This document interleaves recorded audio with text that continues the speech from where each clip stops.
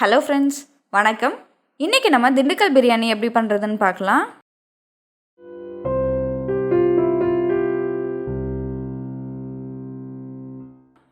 இது பண்ணுறதுக்கு ஃபஸ்ட்டு நம்ம மட்டனை வேக வச்சு எடுத்துக்கலாம். இதுக்கு நான் இன்றைக்கி 1/2 கிலோ மட்டன் எடுத்திருக்கேன். இதை குக்கரில் போட்டுக்கோங்க. இப்போது இந்த மட்டன் மூழ்கிற அளவுக்கு தண்ணி ஊற்றிக்கலாம். இது கூடவே 1 டீஸ்பூன் உப்பு, 1/2 டீஸ்பூன் மிளகாய் தூள் சேர்த்து நல்லா கிளறி விட்டுட்டு நம்ம குக்கரை மூடி ஒரு 8 விசில் விட்டு எடுத்துக்கலாம்.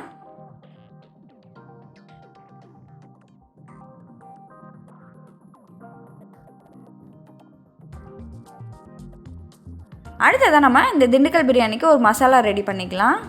இதுக்கு 2 பிரியாணி இலை, 1 அன்னாசிப்பூ, 4 ஏலக்காய், 4 கிராம்பு, 1 இன்ச்சு சைஸுக்கு பட்டை 2 எடுத்துக்கோங்க, ஜாதிப்பூ 2 எடுத்துக்கோங்க, 1/2 டீஸ்பூன் சீரகம், 1/4 டீஸ்பூன் ஜாதிக்காய் பொடி, 2 டேபிள் ஸ்பூன் அளவுக்கு கல்பாசி.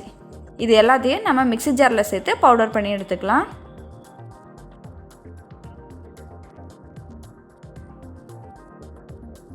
இந்த மாதிரி பவுடர் பண்ணி எடுத்து வச்சுருங்க.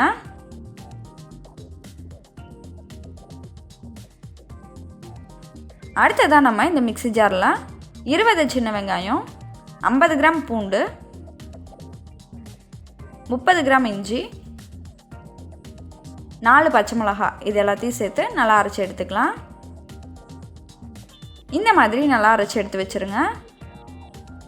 இப்போ நம்ம ஒரு குக்கரில் 1/4 கப் அளவுக்கு கடலெண்ணெய் ஊற்றிக்கலாம். இது கூடவே 2 டேபிள் ஸ்பூன் நெய் ஊற்றிக்கோங்க. எண்ணெய் நல்லா சூடான பிறகு நம்ம அரைச்சி வச்சுருந்த வெங்காயம், இஞ்சி, பூண்டு, பச்சை மிளகாய் பேஸ்ட்டை சேர்த்துக்கலாம். இதை ஒரு 10 நிமிஷம் நல்லா வதக்கிக்கோங்க. அதில் உள்ள எண்ணெயெல்லாம் நல்லா பிரிஞ்சு வரும், அது வரைக்கும் வதக்கிக்கலாம்.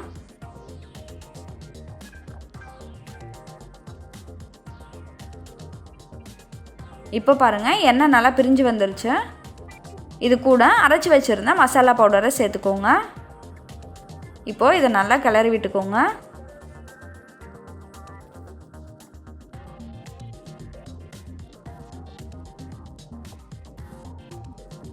அடுத்ததாக இதில் 1 கை அளவுக்கு புதினா இலையும் 1 கை அளவுக்கு கொத்தமல்லி இலையும் சேர்த்து நல்லா வதக்கிக்கலாம். இப்போ பாருங்கள், கொத்தமல்லி புதினா இலை நல்லா வதங்கி வந்துருச்சு. இந்த சமயத்தில் இதில் 1/2 டீஸ்பூன் கொத்தமல்லி தூள், 1/2 டீஸ்பூன் மிளகாய் தூள் சேர்த்து நல்லா வதக்கிக்கோங்க.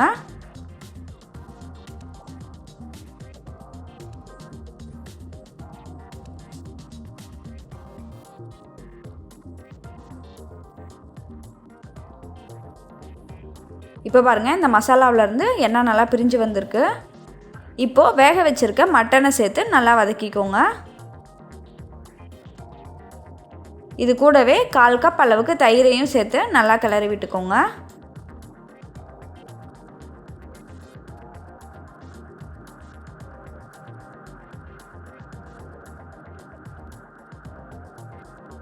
மட்டனை நல்லா வதக்கியாச்சு. அடுத்ததாக நம்ம இந்த பிரியாணிக்கு தேவையான அளவு தண்ணி ஊற்றிக்கலாம். நான் இன்றைக்கி 3 கப் அரிசி எடுத்திருக்கேன். அதுக்கு மொத்தமாக 4.5 கப் அளவுக்கு தண்ணி வச்சுருக்கேன். 1 கப் அரிசிக்கு 1.5 கப் அளவுக்கு தண்ணி வைங்க, கரெக்டாக இருக்கும். ஃபஸ்ட்டு நம்ம மட்டன் வேக வச்சுருந்த தண்ணியை அளந்து ஊற்றிக்கலாம்.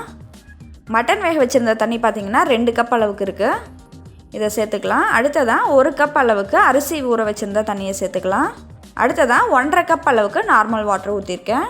மொத்தமாக 4.5 கப் ஆகிருக்கு. அரிசியை ஊற வைக்கும் போதே அரிசியை நல்லா கழுவிட்டு அந்த தண்ணியை ஊற்றிட்டு நல்ல தண்ணியை ஊற்றி அரிசியை ஊற வச்சுக்கோங்க.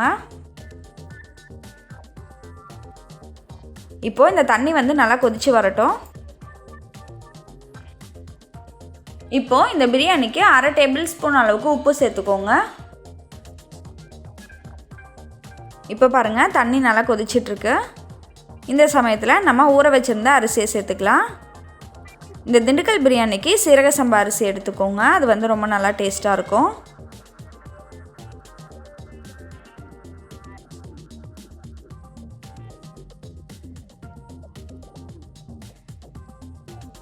அரிசி சேர்த்த பிறகு அது கூடவே 1/2 எலுமிச்சம்பழத்தோட சாறு சேர்த்துக்கலாம். இப்போது இந்த தண்ணியை குடித்து பார்த்துட்டு உப்பு காரம் ஏதாவது பத்தலைன்னா சேர்த்துக்கோங்க.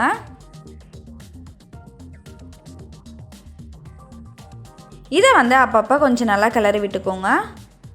இதில் உள்ள தண்ணி வந்து ஒரு 90% அளவுக்கு குறையட்டும். அதுக்கப்புறம் நம்ம குக்கரை மூடிக்கலாம். இப்போ பாருங்கள், தண்ணியோட அளவு நல்லா குறைஞ்சி வந்துருச்சு. இந்த மாதிரி இருக்கும்போது நம்ம குக்கரை மூடி இதை வந்து தம் போட்டுடலாம். நான் வந்து இன்னொரு அடுப்பில் தோசைகள்லாம் நல்லா சூடு பண்ணி எடுத்து வச்சுருக்கேன்.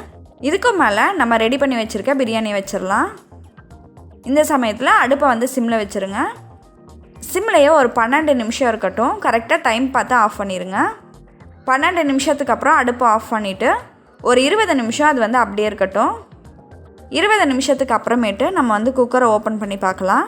இப்போ பாருங்கள், நல்ல சுவையான திண்டுக்கல் பிரியாணி ரெடி ஆகிடுச்சு.